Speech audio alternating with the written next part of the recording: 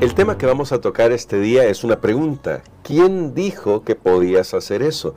Y es un tema que tiene que ver con autoridad, específicamente con los líderes religiosos cuestionando la autoridad del Señor Jesús. Así que vamos a hacer una oración para entrar de lleno a nuestro estudio de hoy. Bondadoso Padre, queremos pedir sabiduría para reconocer la autoridad de Jesús sobre nuestra vida. Pero también te pedimos que al escuchar esta lección podamos estar atentos a lo que nos corresponde aprender. Lo pedimos en el nombre de Jesús. Amén. Amén. Recordamos que esta semana hemos comenzado a hablar sobre las controversias y hasta el momento habíamos visto ya algunos elementos que tal vez todavía no hacían que entrara en controversia con él, pero ya el día de ayer que hablamos sobre la purificación del templo, esto fue algo que motivó a lo que vamos a ver hoy.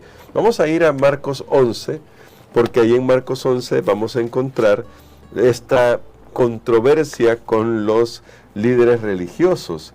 Y vamos a escuchar lo siguiente que aparece acá, verso 27, vamos a leer en adelante. Volvieron entonces a Jerusalén, y andando él por el templo vinieron a él los principales sacerdotes, los escribas y los ancianos, y le dijeron: ¿con qué autoridad haces estas cosas? ¿Y quién te dio autoridad para hacer estas cosas? Jesús respondiendo les dijo: os haré yo también una pregunta. Respondedme y os diré con qué autoridad hago estas cosas. ¿El bautismo de Juan era del cielo o de los hombres? Respondedme.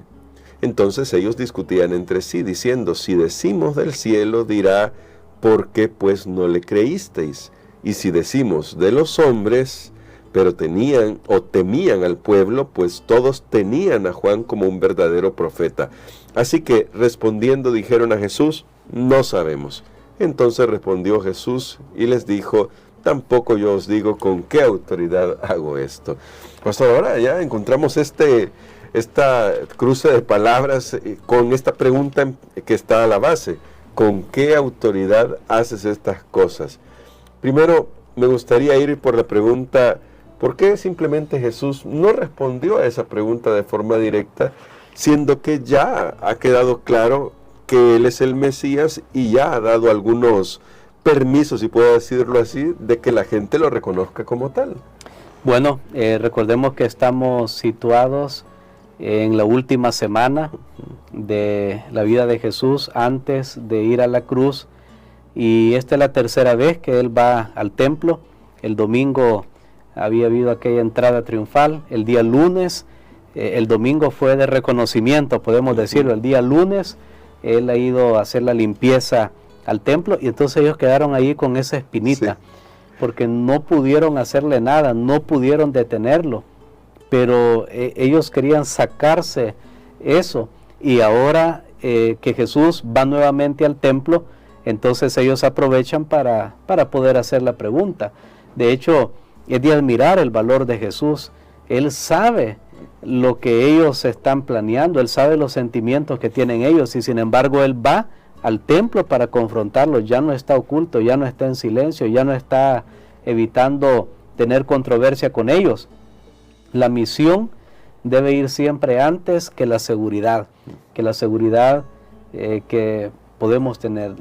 Cuando la misión hay que realizarla, y es el momento de realizar la misión, y hay que hacer una tarea, hay que hacerla y dejar el resultado en las manos de Dios. Jesús sabía en qué iba a terminar, claro, todo esto, definitivamente. Entonces, ahora está la pregunta: ¿con qué autoridad haces esas cosas? La palabra exousia en griego, autoridad, que significa la libertad de una persona para hacer algo, para querer hacer algo.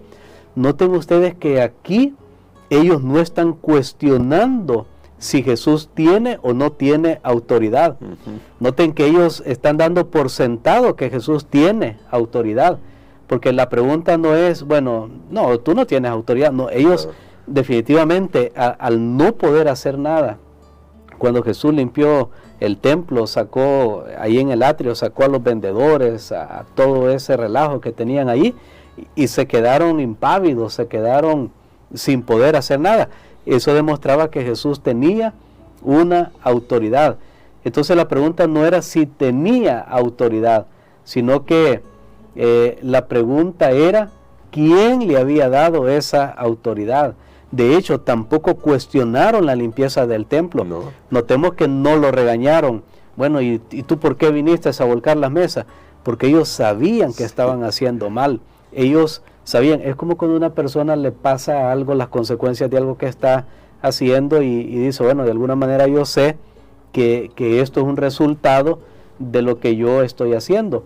Entonces, ese era el ambiente en este momento que Jesús estaba siendo confrontado por los líderes religiosos. Pero nuevamente, hermano Gerson, tal vez antes de poder avanzar en esta lección de hoy, nuevamente a Jesús nunca lo agarraron. Sí. Nunca él contestó mal, nunca lo agarraron desprevenido. Esas preguntas de pasillo, yo le llamo así, que tal vez uno no está pensando en algo y uno va caminando por ahí y la gente lo detiene, mire, y tal cosa. Y cuando alguien es un líder, a veces puede dar una respuesta, tal vez no está pensando en todas las implicaciones, claro, y da una respuesta que es comprometedora. Pero es interesante que Jesús nunca lo agarraron ni aún con esas preguntas de pasillo, nunca.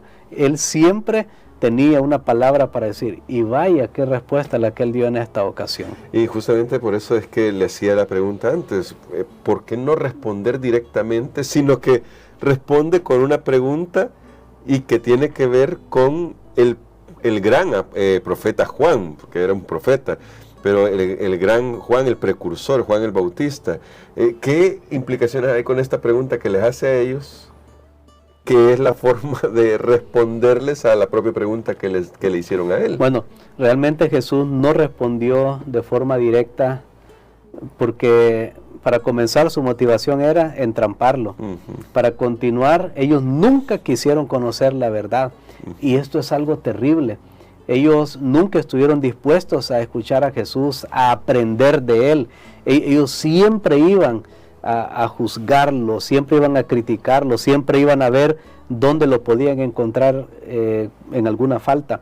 Y sabe, hermano Gerson, que eso es triste, porque ellos tuvieron a Jesús en medio, tuvieron la verdad. Sí. Jesús dijo, yo soy la verdad, pero no les aprovechó por la actitud de ellos. Qué triste es muchas veces cuando en un gremio, en un grupo, una familia, iglesia, reunión, lo que sea, hay personas que estarán ahí no para aprender, no para aprender, sino para prender, para entrampar a la persona que está al frente, y eso pues es realmente terrible.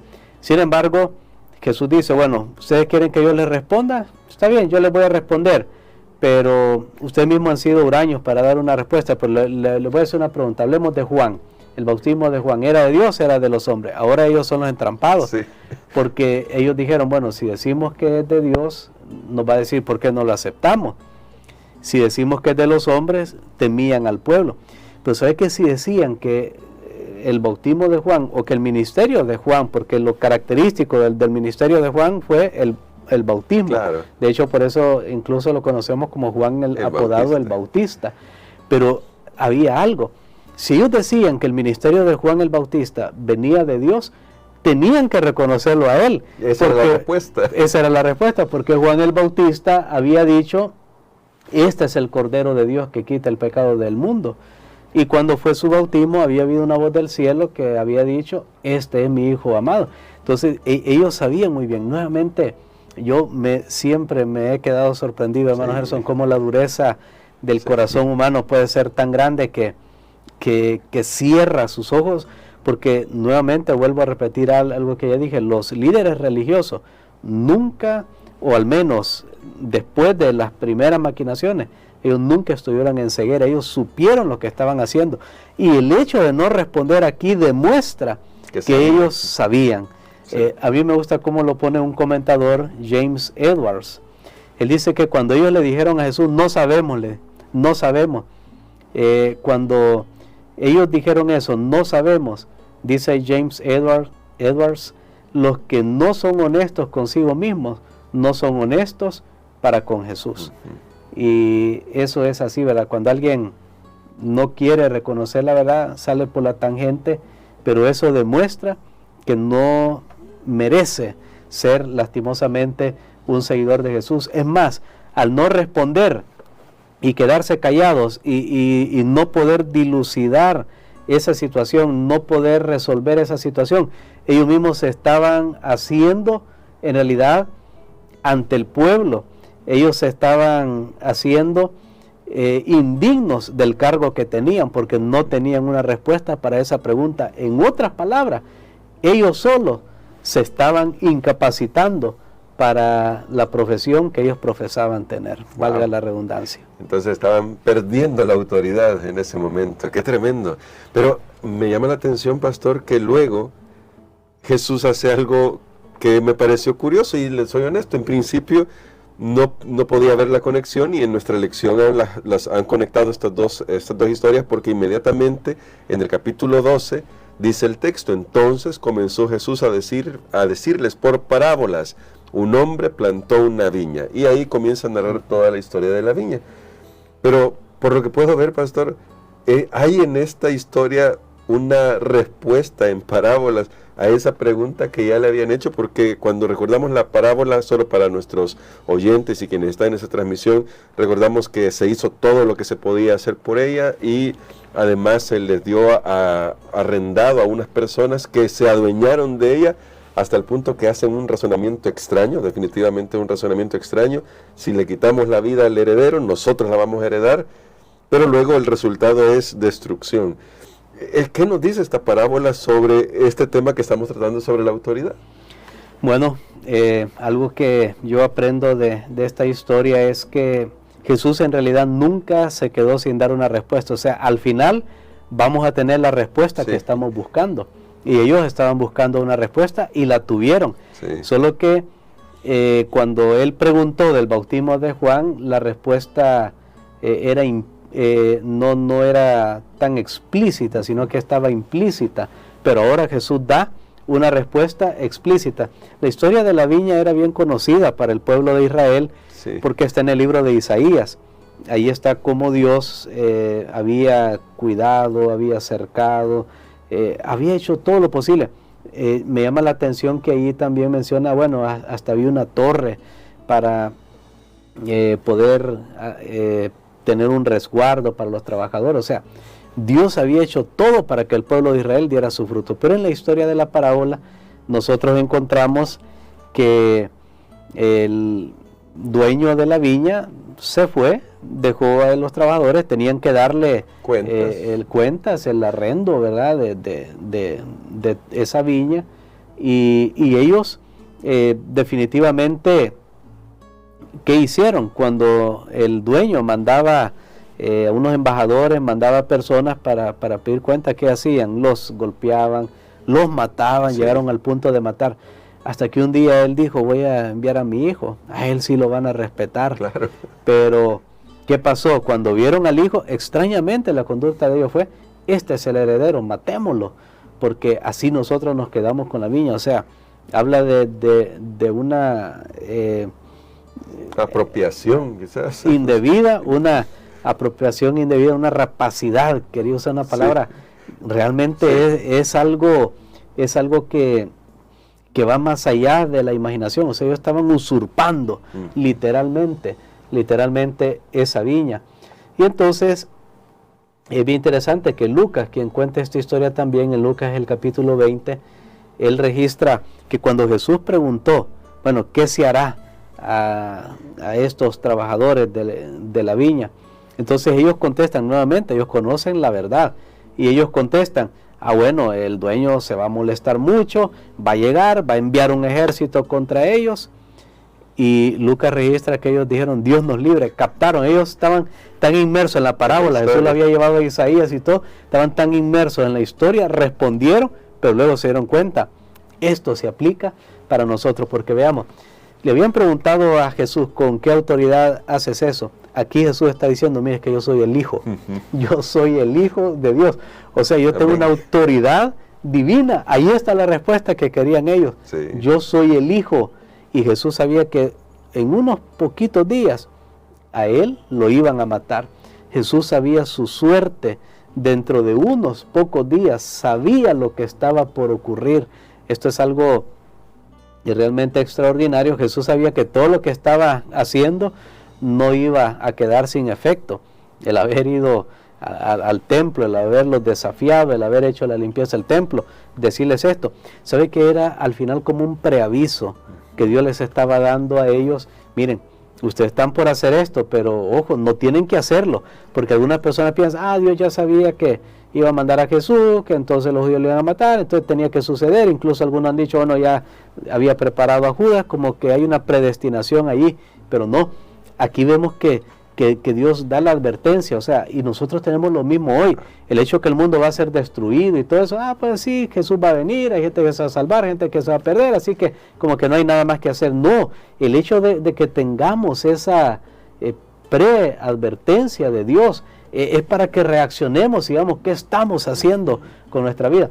Lastimosamente ellos no reaccionaron de la manera que tendrían que haberlo hecho. Y me gustaría, pastor, justamente en esa parte que destacaba, me gustó también ese análisis sobre el hecho de que este fue un preaviso. Jesús estaba dándoles todavía una oportunidad, extendiendo su gracia, y ya aplicándolo para nosotros, para terminar con nuestra reflexión de hoy, así como ya usted destacaba, pastor, ¿cómo podemos aprovechar esas oportunidades? ¿Qué podemos hacer de manera práctica para no dejar pasar el hecho de que Dios siempre está hablándonos, siempre está llamándonos antes de que sea demasiado tarde para que podamos tomar la decisión de seguirlo a Él? Precisamente, hermano Gerson, la respuesta la da Jesús después de contar esa parábola, cuando Él habla de la piedra que desecharon los edificadores. Y sabe que eso tiene que ver realmente con ser quebrantado, con la humillación, pero es que ese es el punto que no queremos llegar como seres humanos. De hecho, los judíos rechazaron a Jesús. Cuando uno lee, aquí tenemos el libro el deseado de toda la gente, y cuando uno lee le queda bien claro que los judíos conscientemente rechazaron a Jesús. Sí. Y creo que ya lo habíamos mencionado en otra lección, porque ellos sintieron que Jesús los iba a dejar sin trabajo. O sea, al aceptarlo a Él, ellos quedaban ya sin todo el oficio que tenían, y sus ambiciones mundanas les impidieron, pero no estuvieron dispuestos a ser quebrantados. Y Jesús es la piedra, Jesús es la roca. De hecho, un salmo que era aplicado al pueblo de Israel porque era pequeño, las naciones lo despreciaban, como hasta el día de hoy, y sin embargo Jesús viene y lo aplica a Él mismo. De paso, aquí Jesús está haciendo unas cosas bien extraordinarias. Él aplica la Escritura y Él está diciendo, yo soy esa piedra que desecharon los edificadores. De paso, esa semana, ese día que Jesús limpió el templo y que Él estuvo allí, otros evangelistas nos hablan de que Jesús luego hizo milagros, sanó a las personas, le dio el verdadero uso al templo. Ese fue el primer día en toda la historia del templo que cumplió su función como debería ser, porque Jesús estaba allí. Y hay un texto cuando se habla que Jesús es la roca, que dice, sobre quien caiga esa roca será despedazado, pero el que caiga sobre la roca también será desmenuzado. Solo que son dos tipos de quebrantamiento, sí, porque hay juicio, ojo, y yo cierro esta sección hablando que hay juicio. Noten que ahí dice, sí, va a mandar los ejércitos, y sabe que eso se cumplió en el año 70, sí, cuando los ejércitos romanos destruyeron a Jerusalén.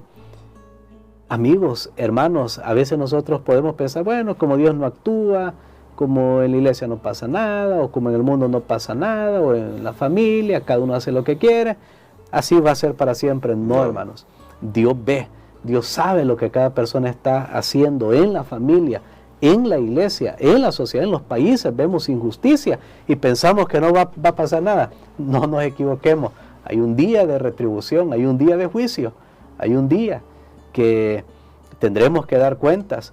Y bueno, sin embargo, esa roca que es Jesús cumple una de dos funciones: o me desmenuza por el juicio porque yo no lo acepté, o yo prefiero voluntariamente mejor caer sobre él y ser desmenuzado. De hecho, estudiando esto me di cuenta que los judíos tenían ese dicho de una roca, y decían ellos, si una piedra cae, digamos, sobre una jarra, ¿verdad? Que era lo que tenían ahí, una jarra de barro, pues va aplastar, a quebrar esa jarra. Pero si tenemos la piedra y quien cae sobre la piedra es la jarra, pues también la jarra va a ser aplastada. Entonces Jesús viene y lo aplica a sí mismo y dice, mira, tú siempre vas a ser quebrantado, solo que un quebrantamiento va a ser para que tú te sanes, para que vivas, el otro va a ser para que te destruyas y te pierdas. Tú decides cuál. Entonces creo que esa es la respuesta. Nosotros tomamos la decisión y va a depender de cómo nos relacionamos con Cristo Jesús. Creo que el mejor camino es el camino de la humildad. Reconocer duele, porque nadie quiere reconocer que está equivocado, que es pecador, que es malo. Ya esa palabra de pecador como que ya parece obsoleta, pero lo mejor es ir a Jesús, ser quebrantado y que Él haga un nuevo vaso, un nuevo instrumento para su honra y para su gloria. Amén. Queremos que esto suceda en nuestras vidas, pastor, y por eso quiero pedirle que interceda por nosotros en una oración para que escuchemos la voz de Jesús y lo reconozcamos a Él como el único que tiene autoridad sobre nuestras vidas. Amén. Padre, te damos gracias, Señor. Gracias porque tú nos has dejado estas lecciones, porque sabemos que siempre vamos a tener la respuesta que necesitamos si estamos dispuestos a escuchar. Gracias por Jesús, quien es la roca de los siglos. Señor, preferimos nosotros caer sobre esa roca, porque la roca es firme y segura, a que la roca caiga sobre nosotros. Ayúdanos para aceptar de una vez por todas el gran regalo que nos ofreces de salvación en el nombre de Jesús. Amén.